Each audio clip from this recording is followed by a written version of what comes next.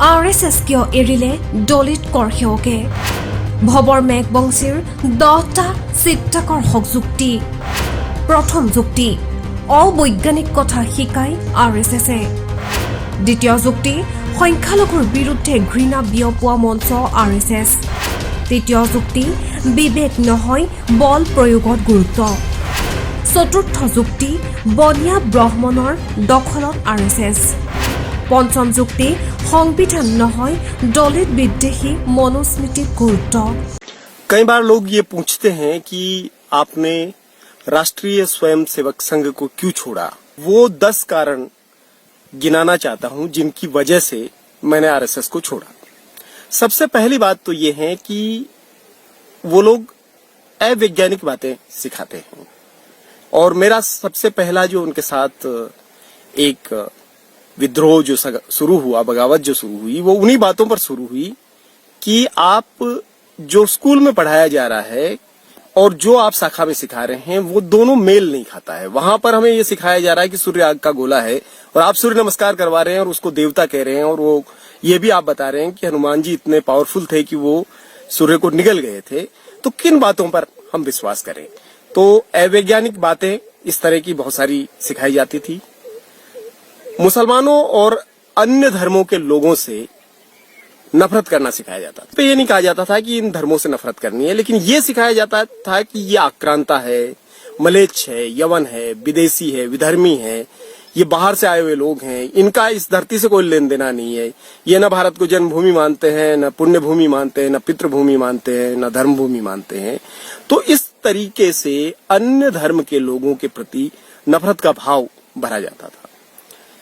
तीसरा एक कारण ये भी था कि उनको बौद्धिक चीजों से ज्यादा शारीरिक चीजों पर उनका जोर था। प्राथमिकता में वो चीजें थी कि आप जिस्मानी तौर पे मजबूत हों, न कि आप दिमागी तौर पे मजबूत हों।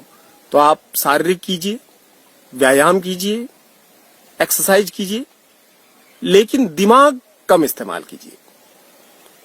फिर वहां पर जो हेजेमनी थी, जिन समुदायों का कब्जा था, खास तौर पे कहने के लिए समग्र हिंदू समाज था, वृहत्तर हिंदू समाज की बात की जाती थी, लेकिन संघ में मैंने ये भी पाया कि वहां पर अपर कास्ट हिंदुओं का पूरी तरीके से वर्चस्व है और उनमें भी खास तौर पे ब्राह्मण और बनिया समुदाय पूरी तरीके से वहां पर उन पर हावी है। उन्हें विचारकों से बिल्कुल नफरत है। उन्हें केवल प्रचारक चाहिए। जो कुछ नागपुर से कह दिया जाए वैसा का वैसा नीचे तक आना चाहिए, ऐसा उनका भावना रहती है।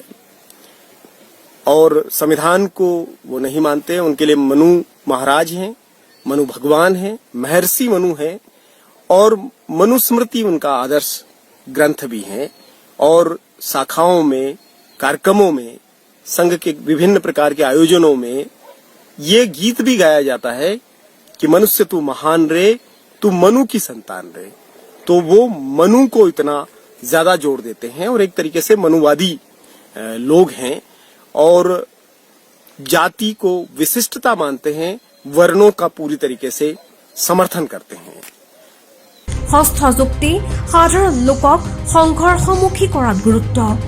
সপ্তম যুক্তি মানৱ বোমা নিৰ্মাণত গুৰুত্ব RSSৰ। অষ্টম যুক্তি বৰ্ণভেদ প্ৰথা অস্পৃশ্যতাত নিমজ্জিত RSS। নৱম যুক্তি সমন্বয়ৰ বিপৰীতে ঘৃণা বিয়পোৱাত গুৰুত্ব। দশম যুক্তি দলিত আদিবাসী জনজাতি বিদ্বেষী RSS। उनकी कथनी और करनी का फर्क भी मैंने बहुत साफ तौर पे देखा। हम लोगों को मोटिवेट करके, हम लोगों में बलिदानी भावना भर के हमको भेज दिया उन्होंने अयोध्या की तरफ, ट्रेन में बिठा दिया और हमको मोटिवेट करने वाले लोग या तो भीलवाड़ा ही रह गए या फिर अजमेर तक साथ चले और अजमेर से वापस आ गए। तो वो दूसरों को इन चीजों में झोंक देते हैं और खुद को बचाए रखते हैं।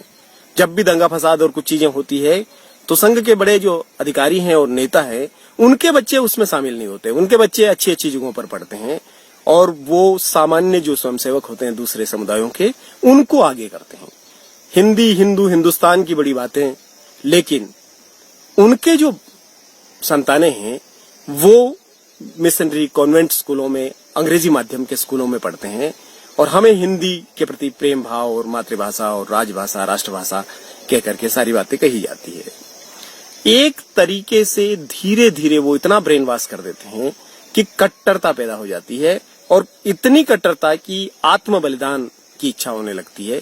तो एक तरीके से फिदायनी दस्ते के रूप में तैयार कर देते हैं। जैसे जब राम मंदिर की कार सेवा के लिए पहली बार मैं गया, तब हम लोग गीत गा रहे थे कि राम जी के नाम पर जो हम मर जाएंगे, दुनिया में अपना नाम अमर कर जाएंगे। तो बिल्कुल मरने मारने की स्थिति में हम आ गए थे। आदर्शों की बातें बहुत होती है, लेकिन उन आदर्शों का आचरण में, व्यवहार में, उन सिद्धांतों को स्वयंसेवक में हमने नहीं देखा। तो जो हिंदुवः सोदरा सर्वे की बात करते थे और न हिंदू पतितो भवेत की बात करते थे, वही लोग जातिगत भेदभाव और छुआछूत भी करते थे। तो ये जो दोगलापन था संघ में, वो भी बहुत साफ तौर पे मुझे नजर आता है। और आखिरी बात जो कि एक बड़ा कारण बना और जिसकी वजह से मैंने पूरी तरीके से संघ को छोड़ा, वो कारण व्यक्तिगत रूप से मेरे साथ जो जातिगत भेदभाव और छुआछूत किया उन्होंने। अस्थि कलश यात्रा में आए, मेरे घर में खाने से इनकार किया, पैकेट बनवा करके ले गए और उन खाने के पैकेट्स को भी रास्ते में फेंक करके चले गए, और वहां आगे जाकर के दूसरे गांव में अपर कास्ट हिंदुओं के यहाँ खाना बनवा करके रात में उन्होंने खाया। और जब इस बात का विरोध मैंने किया, जब इस बात को उठाया, मैंने सवाल पूछा कि ये क्यों किया मेरे साथ, तो उन्होंने उसको सुना ही नहीं, बिल्कुल नजरअंदाज कर दिया। और बाद में ये भी कहना शुरू कर दिया कि ये बहुत छोटी सी बात है, बहुत मामूली सी बात है, इसको बतंगड़ नहीं बनाया जाना चाहिए और मैं राष्ट्र सेवा में लगा रहूं, न कि इस तरीके से इधर उधर हो जाऊं।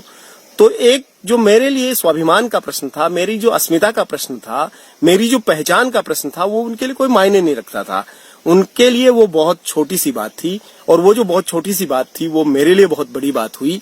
और मैंने उसका पूरा संघर्ष को जारी रखा, और मैंने ये महसूस किया कि उनकी हिंदू हिंदू भाई भाई की बातें महज लफाजी मात्र है। न उनको कोई समरस समाज बनाना है, न समतामूलक समाज बनाना है, न बराबरी लानी है, न संसाधन सबको देने, कोई लेना देना नहीं है। उनको वर्ण व्यवस्था, जाति व्यवस्था पर आधारित रूढ़िवादी हिंदूवादी पूरा एक व्यवस्था बनाए रखनी है। और उनका पूरा जो हिंदू राष्ट्र है वो एक तरीके से ब्राह्मण राष्ट्र है, जिसमें ऊपर के 3 वर्ण राज करेंगे और चौथा जो शूद्र वर्ण है वो गुलामों की भांति होगा, और जो अतिशूद्र है, अछूत है और आदिवासी हैं, उनका तो कोई मायने ही नहीं होगा। वो तो बिल्कुल 2M 3M दर्जे के लोग होंगे। यही पूरा उनका एजेंडा है और उसी दिशा में संघ आगे बढ़ता है। तो जब मैंने इन सब चीजों को समझा, जाना, तो मैं छोड़ करके बाहर आया, और मैं अब लोगों को उनकी सच्चाई के बारे में अवगत कराता हूं और बताता हूं कि क्या स्थिति है और उनके झांसे में क्यों नहीं आना चाहिए।